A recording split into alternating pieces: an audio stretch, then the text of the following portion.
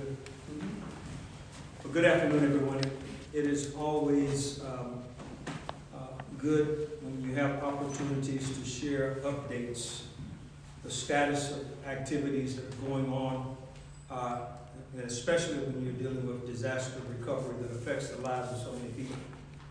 Today, I'm just privileged to once again have standing by my side our own Congresswoman Terri Sewell of the 7th Congressional District. This is her home. She's come back. She has been briefed on where we are by members of staff. And at this time, I would like to just share the mic with her so that she can share with the public her understanding of where we are. Congresswoman. Thank you so much, Mayor. Let me just start by thanking the Mayor, the City Council, all of the hardworking folks that make up the City of Selma and Dallas County. We started this process knowing that it was a marathon and not a sprint. We are a year out, and I have to tell you that the fact that we've been able to secure thus far about $28 million in federal grants, that FEMA has in individual assistance and public assistance provided over $25 million to Selma, and the President and his administration said to me and to the Mayor that they were not going to leave us, and they did not. In fact, I believe that Selma and the way we're responding with a whole of government response and a federal coordinator in Delta Regional Authority is really a model that can be replicated around the nation. And so I want to thank the Mayor and the City Council for being good stewards of those resources. That's very, very important. And to know that you are not alone. We will still be here. You know, I'll still be asking for some more money.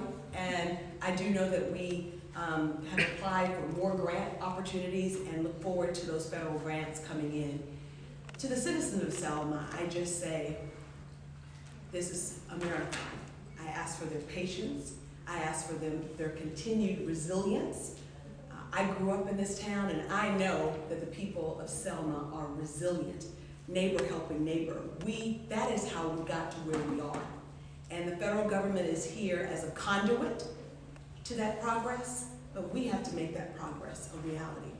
And I look forward to continuing to roll up my sleeves and doing all that I can to make sure that Selma gets there. You know, initially the City of Selma said that there were sort of 3 priorities, and those are still the same priorities today. And those priorities are housing, economic development, and infrastructure. And I can tell you that President Biden and the Democrats in Congress have delivered a infrastructure bill, $2 trillion infrastructure bill, that has provided every state with a lot of resources for roads and bridges, for water and sewer, for broadband. And it's incumbent upon all of us to make sure that we have shovel-ready projects so that we can get our fair share of those resources. Today, we hosted the Deputy Administrator for FEMA, Administrator Hooks, and FEMA representatives. We had a briefing from the Mayor's office, and we also had an opportunity to visit several homes that were already up in Selma on Washington Street as a collaboration, partnership between the City of Selma, the Neighborhood Association of America, NACA, and the Black Belt Community Foundation. It was a partnership, public-private partnership, and so far there are 5 lovely homes on Washington Avenue. In fact, there was an auction, a little lottery on Friday, and I had the opportunity to meet the lucky winner, the family that won that home. We will get there. It will take time, but we will get there. And I am convinced that in the time that we have been here in Selma, that we are on the right path. We need strategic investments. We need the citizens of Selma to help us in whatever way we can. I want to Hats off to the Selma Housing Authority, led ably by Kennard Randolph, who used to work in our office. He's now the executive director. But the concentration on providing affordable, homes here in Selma, the commitment for that is going to take efforts from all of us. And so I just want to say, Mr. Mayor, we're in it for the long haul. I think that this effort shows what government working together can do for the people, and that's government working on every level, the city, the county, the state, and the federal government. And I can assure you that your federal partners are here for the long haul, and we look forward to our continued partnership. Thank you. Thank you. There's a lot that we could say, a lot of details we could share. But I want to give you, the media, the opportunity to ask some questions that you may have about some of the work that's going on, some of the things that have gotten accomplished since January 12th of 2023. I do remind you, sometimes we forget where we were, and we only look to try to make some assessment of where we're trying to go.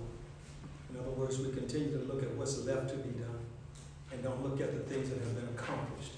And so what we're doing today is bringing people up to date on the accomplishments and some of the things that are taking place.